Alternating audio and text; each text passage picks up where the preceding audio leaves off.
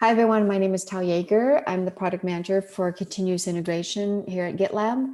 And joining me is Vitika Mishra, who is our product designer for CI. What you're seeing here is our handbook page on the verify stage. And I wanted to highlight something that is going to be evident in the work that we're going to describe for you today that's planned for milestone 13.9.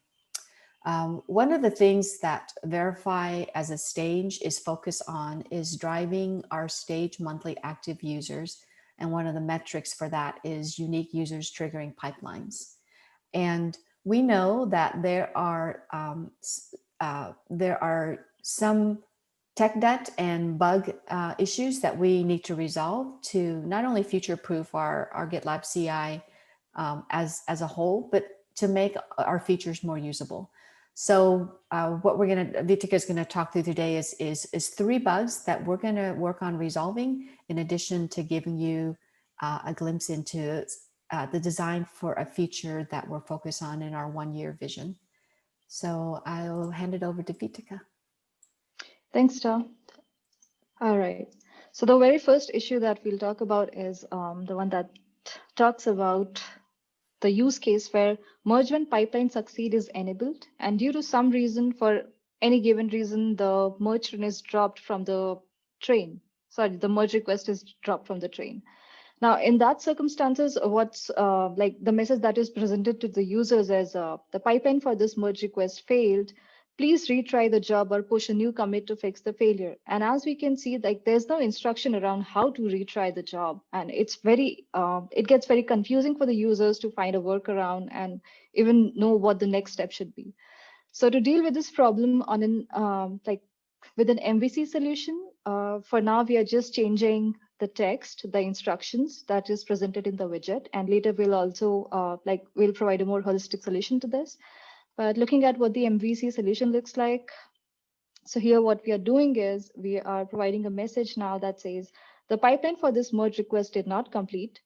Push a new commit to fix the failure, or refer to documentation to see the recommended action based on the pipeline type. Because in this case, what could happen, like what the possibility is that the solution could differ by pipeline event type. So it might be different for a merge train pipeline and different for any other kind of pipeline. So the documentation would provide a good look into what action users should be performing to fix the problem that they're facing.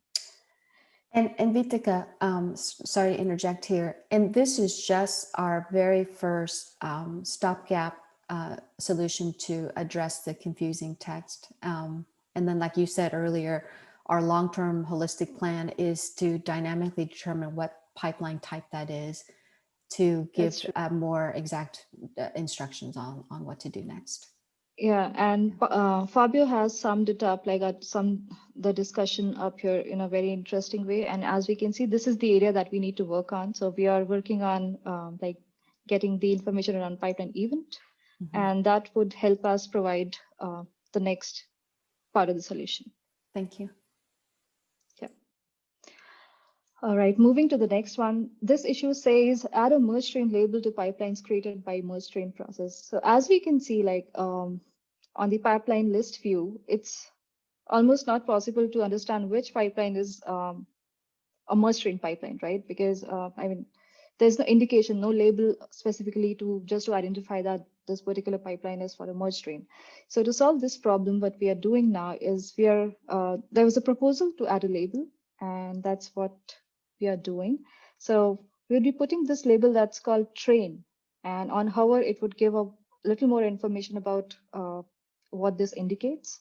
And it would appear on the pipeline list view, as well as on the pipeline overview where all the labels are shown. That's all. And just to be sure, one thing that I realize is a great benefit of this is when you can, with the implementation of this change, users can now see that on a pipeline that is labeled as a merge train pipeline, it'll be obvious to them why they're not able to retry any of those jobs, because the definition of a merge train pipeline is individual jobs can't be retried. But right now they can't differentiate, and it'll at least give them a little more heads up on the different types of merge streams. I mean pipelines when looking at the list. That's a good Thanks, point, Vijay. though. Thanks. Yeah. The next one says that MR stuck on you can only merge once the items above are resolved. So what's happening in this situation is, let's say users have this configured that you can only merge items, sorry, like, all right, so here it has been configured that the pipeline would only run against the default branch. And when users go ahead and create a new repository, they add a CI file to run only against the default branch, as I mentioned. And then they enable merge result pipelines, and pipeline must succeed before merging. So when these conditions are checked, and the next thing they do is they create a merge request, which doesn't involve the default branch at all. That means there's no pipeline that's going to run there. So in that situation, the message that users get to see is you can only merge once the items above are resolved. And it's, of course, not a very clear message. It doesn't give a lot of idea about what's happening in the background. And users are left very puzzled, like, why is this message appearing? What is it that I have to do next to resolve this issue? So for this, the solution that we have provided is to provide, like, to show users a much more, a clearer message. And in this case, it says this merge request cannot be merged because no pipeline ran for the latest commit. And they would very easily be able to investigate more about it by clicking on this help icon, which will take them to the docs. And it would talk about why this particular use case is occurring, that they might have these two options checked in the settings. And if they don't want to proceed with this, they can just go and reconfigure. Yeah. All right. And that's it for the 3 specific usability bugs that we want to address, right? Yes. Okay. And now we'll move to the last one. And this is something that we briefly talked about introducing this feature sometime back, that we want to provide details for the jobs from within the pipeline overview page. And it was like, we received a lot of good feedback around this concept. And so we have started to take our first steps towards like implementing this. And this is where we start. So this is the very first draft of the side panel, or the drawer that's going to appear on the pipeline overview page, and that would contain the details for the jobs which is being clicked on the pipeline graph. And as you can see, it's going to have 2 separate tabs, which is logs and details. In the details, we'll be able to see all kinds of, the identifiers, the actions associated with the job, then all kinds of metadata. And there's still, like, if we figure out going ahead that there's another kind of information that we can populate here, we are going to take that into consideration. And then a very important tab is logs, of course, because that's the first thing that most users look at when it comes to jobs.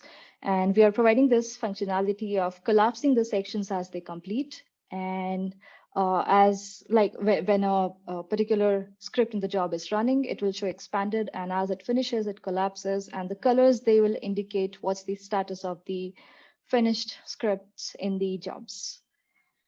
So that is all.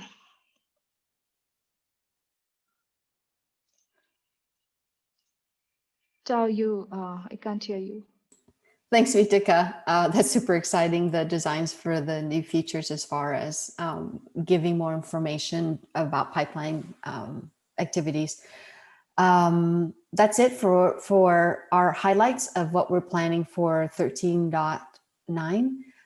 Again, we're focusing on improving usability, better messagings in our UI to make things a little more intuitive, with plans to dynamically do some logic in the backend as well to give you even more guidance when you're using something that a feature, more guidance in the UI. Thanks everyone for listening.